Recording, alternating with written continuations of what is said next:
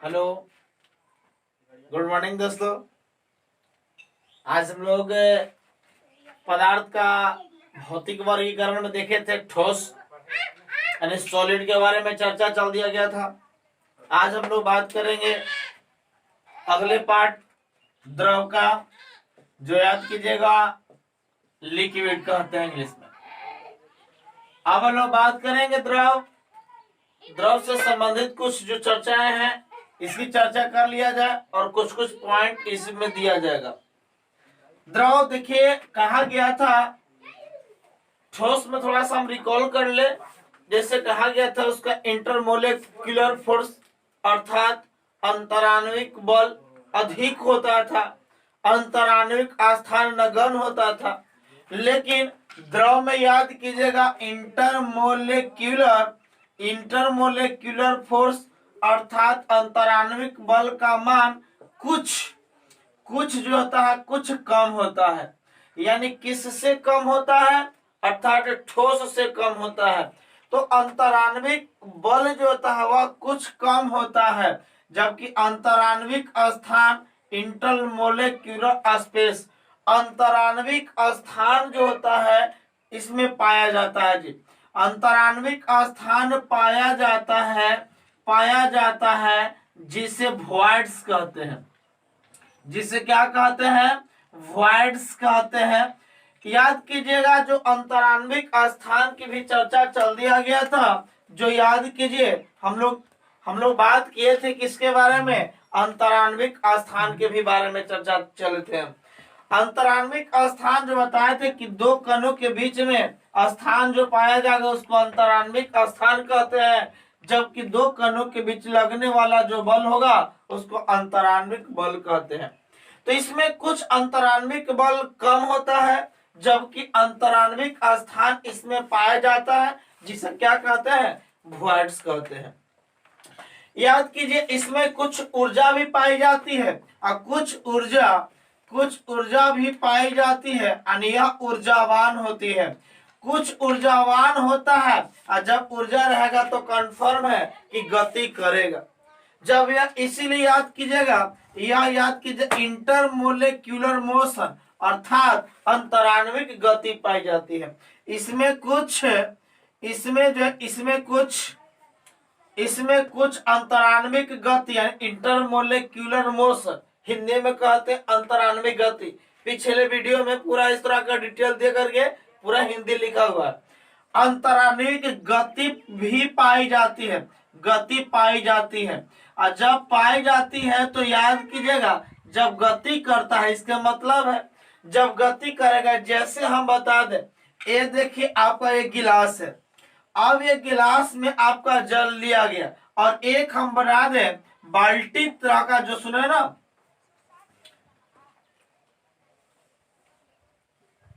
ये देखिए ये आपका एक बाल्टी का आकार का। अब एक कंडीशन आप ध्यान दीजिए, एक कंडीशन क्या हो रहा है? एक गिलास हम पानी रखें, एक गिलास पानी रखने के बाद अब हम एक और चीज ले, अब बता दिया जाए ये आपका लोटा का आकार का। आप बता देते एक गिलास ही पानी को जब हम क्या करेंगे लोटा में डालेंगे तो बताइए इसका लोटा का मतलब लोटा के आकार के हो जाएगा। आप बताइए जब इस गिलास पानी को इस बाल्टी में डालेंगे तो बताइए एक बाल्टी होगा। एक गिलास पानी को यदि हम इसमें डालेंगे लोटा में तो क्या एक लोटा होगा? बताइए एक गिलास पानी को हम बाल्टी में डालेंगे क्या एक बाल्टी होगा? नहीं, यानी एक ही गिलास रहेगा। इसके मतलब है कि ये सब गुण रहने के कारण यानी इसका आयतन भी बताए थे कि जितना स्थान घेरता है आयतन कहलाता है। तो यानी समझिए कि यानी एक ही गिलास इसको जितना घेरे, एक गिलास इसको जितना घेरे, तो आयतन याद कीजिएगा आयतन निश्चित हो जाता है। आयतन में कोई परिवर्तन नहीं, यानी एक ही गिलास है तो एक ही गिलास रहेगा। लेकिन आप बता दे इसका आकार बताइए। इसका आकार देखिए लोटा में डाला था तो लोटा के आकार के, बाल्टी में डाले थे तो बाल्टी के आकार के हो गया था। इसका मतलब है इसका आकार बताइए, आकार कैसा हो गया था? अनिश्चित हुआ था। और जब आकार अनिश्चित हो गया तो बताइएगा द्रव का आयतन निश्चित लेकिन आकार क्या चीज? अनिश्चित होती है। किस गुण के कारण? याद कीजिएगा, अंतराण्विक बल कुछ कम के कारण अंतराण्विक का स्थान पाया जाता है, और उसके बाद में ये सब गुण पाए जाने के कारण आयतन निश्चित, जबकि आकार क्या होता है? अनिश्चित होता है, द्रव कहलाता है। अब हमने कुछ इससे बातें, कुछ और पॉइंट इस पर चलेंगे, जबकि जो बहुत इंपॉर्टेंट पॉइंट है, ध्यान से देखेंगे। देखिए, कमरा के जब ताप पर लेते हैं, कमरे के ताप पर, तो याद कीजिए लगभग 24-25 डिग्री सेंटीग्रेड पर, यानी कमरे के ताप पर, कमरे के ताप की बात करें तो कमरे के ताप पर याद कीजिएगा, जो तत्व है वह दो तत्व है, ऐसा है जो कि याद कीजिएगा द्रव अवस्था में पाया जाता है। यानी दो तत्व जो होता है वह द्रव अवस्था में पाया जाता है। जैसे हम कहते हैं कि देख लीजिए जी, एक होता है धातु द्रव। कौन द्रव? धातु द्रव, जिसको मेटल लिक्विड कहते हैं। तो वह धातु द्रव आपका पारा के भी नाम सुने होंगे। तो यह बताइए कमरे के ताप पर पाया जा रहा है, किस ताप, टेम्परेचर पर, यानी टेम्परेचर जो बता रहे हैं कमरे के टेम्परेचर पर, बताइए धातु द्रव, यानी दो गो तत्व ऐसा है जो किस रूप में पाया जाता है? द्रव के रूप में पाया जाता है। जैसे धातु द्रव, तो बताइए क्वेश्चन आएगा क्या? पारा। लेकिन एक ले लेते हैं अधातु द्रव। अधातु द्रव है तो याद कीजिएगा, आपको याद कीजिए ब्रोमीन का नाम सुने हैं, यानी ये आपका ब्रोमीन पाया जाएगा। तो याद कीजिएगा धातु द्रव कौन? पारा। लेकिन अधातु द्रव कौन? ब्रोमीन होगा। एक चीज और हमने बात करें, लेकिन जब कमरे के ताप से यदि ऊपर जाते हैं, यानी कमरे के ताप से जब ऊपर जाते हैं, और ये लगभग 25 डिग्री से 30 डिग्री के बीच में, ऐसा 25 डिग्री से 30 डिग्री के बीच में जब जाते हैं तो, और ये आपका कमरा के ताप लगभग 24-25 डिग्री सेंटीग्रेड। जब इस कमरे के ताप से जब ऊपर देते हैं तो चार जो ऐसा तत्व है, चार तत्व जो होता है वह द्रव अवस्था में पाया जाता है। चार अन्य तत्व भी द्रव अवस्था में पाया जाता है। वह कौन कौन होता है? देखिए हम याद कराते हैं। देखिए सबसे पहले याद करेंगे, ध्यान दीजिएगा। एक देखिए बाबू, फ्रांस में गया लड़का। कहा गया? फ्रांस में गया, कस के क्या किया कि गाली दे दिया। देखो, फ्रांस में कस के क्या दिया? गाली। तो रूबी रोने लगी। रूबी क्या लगा? रोने लगी। मतलब अब देखिए चार यही है, यानी फ्रांस में कस के गाली दिया तो क्या हुआ? वो रोबे लगा, यानी रोबे लगा कर मतलब है, इसका हम लोग याद कीजिएगा फ्रांसियम का क्या नाम है? फ्रांसियम। इसके बाद में इसको सीजियम कहते हैं, यानी सीजियम हो जाएगा। इसके बाद से इसको गैलियम कहते हैं, गैलियम हो जाएगा, और ये आपका रूबिडियम हो जाएगा।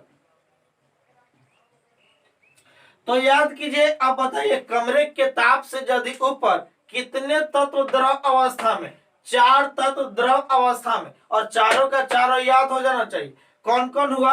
अब आप लोग का चारों याद हो गया होगा, फ्रांसियम, सीजियम, गैलियम और क्या चीज? रूबिडियम। ये देखिए बहुत इंपॉर्टेंट पॉइंट है। अब उसके बाद जब चलते हैं, एक कमरे के ताप पर हो गया। अब जब कमरे के ताप के बाद अब आते हैं, लेकिन अब ध्यान दीजिएगा यहाँ से। अब जैसे बता दें कि जैसे देखिए ऑक्सीजन गैस है, ऑक्सीजन गैस आप लोग के नाम सुने हैं ना? ये ऑक्सीजन होता क्या है? ऑक्सीजन जो गैस होता है, याद कीजिए लगभग -183 डिग्री सेंटीग्रेड पर यह द्रव अवस्था में बदल जाता है।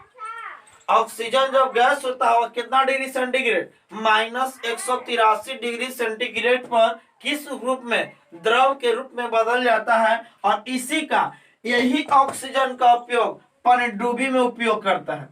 किसमें उपयोग करते हैं? पनडुब्बी में। तो पनडुब्बी में बताइए किसका उपयोग?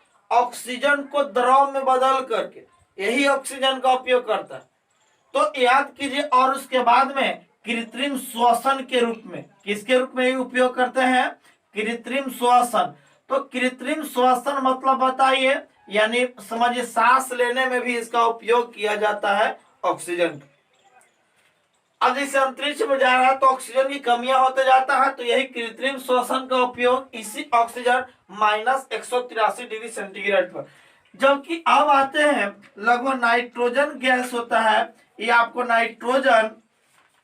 नाइट्रोजन गैस जो होता है आप लोग का, ये आपको -196 डिग्री सेंटीग्रेड पर द्रव अवस्था में बदल जाता है।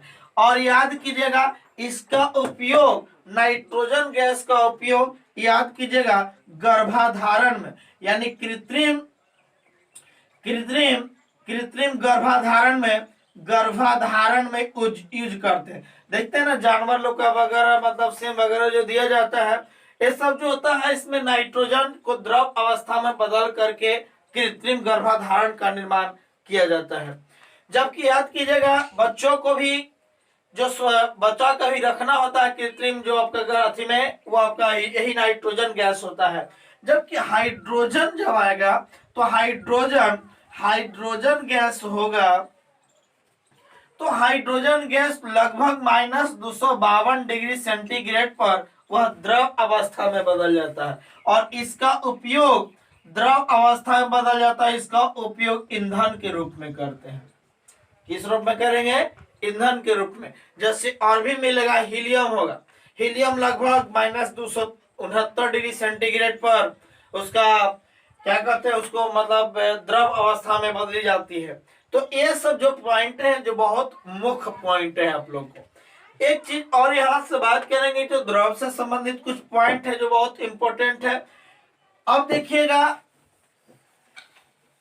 आप लोग विश्वास कीजिए, जितना जो दिया जा रहा है यदि इतना आप लोग कर लेते हैं तो आप लोग का कोई कॉम्पिटिटिव आप लोग से बाहर नहीं होंगे, ये हमें विश्वास है आप लोग का। नहीं तो आप लोग का देखिए, जो ज्यादातर जो कॉम्पिटिटिव तैयारी करने वाले हैं उनके पास क्या मिलेंगे? स्पीडी और लूसेंट। लेकिन याद कीजिए कुछ अन्य चीज भी दिया जा रहा है, जो कि किसी तरह का आप कॉम्पिटिटिव एग्जाम दे रहे हैं उससे आपका क्वेश्चन आपको परेशान नहीं करेगा। अब उसके बाद में हम लोग बात करेंगे, ध्यान से देखिएगा। उसके बाद में देखिए मुख ध्वनि, जो याद कीजिएगा जो द्रव होता है मुख्य 2 गुणों पर निर्भर करता है। द्रव 2 गुणों का पालन करता है। कितने गुणों का? 2 गुणों का पालन करता है। 2 गुणों का पालन करता है। पहला गुण ध्यान दीजिएगा, हम बता देते हैं बाबू, श्यानता, जिसको विस्कोसिटी कहते हैं।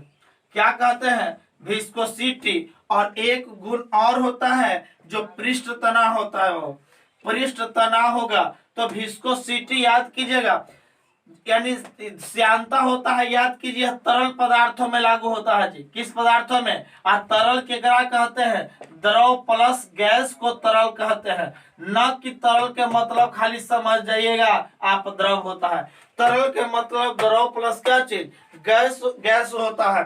जबकि श्यानता ध्यान दीजिएगा, जब कोई वस्तु को यदि वह तरल में मतलब किया तो द्रव या कुछ में गैस में यदि नीचे की ओर ले जाते हैं तो वह क्या होता है कि वह कमियां दर्शाने लगता है, यानी बहुत सारे इसमें परत पाई जाती है। जैसे ही नीचे की ओर जाते हैं तो इसका श्यानता का गुण जो है ना गति घटते जाता है। इसलिए याद कीजिए श्यानता जो होती है वह श्यानता होता है, श्यानता यानी निट्टा से हम लोग इसको डिनोट करेंगे। श्यानता याद कीजिएगा ताप के व्युत्क्रमानुपाती होता है। ताप का क्या चीज होता है? व्युत्क्रमानुपाती। यानी यदि कह दिया जाए कि द्रव की श्यानता ताप बढ़ने पर क्या होता है, क्वेश्चन ऐसा आता है, द्रव के कहेगा कि यदि किसी द्रव की श्यानता ताप बढ़ने पर, तो याद कीजिएगा यानी द्रव की श्यानता ताप का इनवर्सली प्रोपोर्शनल अर्थात व्युत्क्रमानुपाती होता है। व्युत्क्रमानुपाती के मतलब उल्टा रिलेशन, अर्थात ताप बढ़ेगा तो श्यानता का मान क्या होगा? घटेगा, उल्टा रिलेशन। और जब ताप बढ़ेगा तो यानी श्यानता घटेगा। उसी प्रकार पृष्ठ तनाव, यानी जिसको इंग्लिश में सरफेस टेंशन कहते हैं, सरफेस टेंशन कहा जाता है।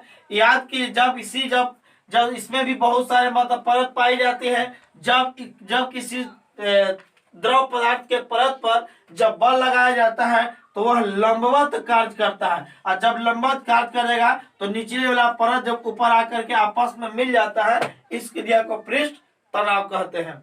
अब पृष्ठ तनाव भी कहता है कि द्रव का पृष्ठ तनाव यानी सरफेस टेंशन ताप का व्युत्क्रमानुपाती अर्थात इनवर्सली प्रोपोर्शनल होता है। यानी इसका मतलब है कि ताप बढ़ेगा तो पृष्ठ तनाव का मान भी घटेगा, क्योंकि उल्टा रिलेशन, ताप बढ़ेगा घटेगा, ये आपको घटेगा ये बढ़ेगा। उसके बाद ये द्रव से संबंधित कुछ बातें थी, हम लोग फिर अगले वीडियो में पढ़ेंगे। आप लोग गैस से संबंधित आज बार यहाँ तक, फिर मिलेंगे। एक चीज और आप लोग से बात कर ले, आप लोग थोड़ा सा वीडियो को शेयर वगैरह कीजिए, आप लोग शेयर करते रहिए ताकि हमको मनोबल आगे बढ़, और आप लोग बढ़ाने का प्रयास कीजिए, कमेंट कीजिए, कमेंट में कर करके हमें बताइए। फिर मिलेंगे अगले वीडियो में। Thank you very much.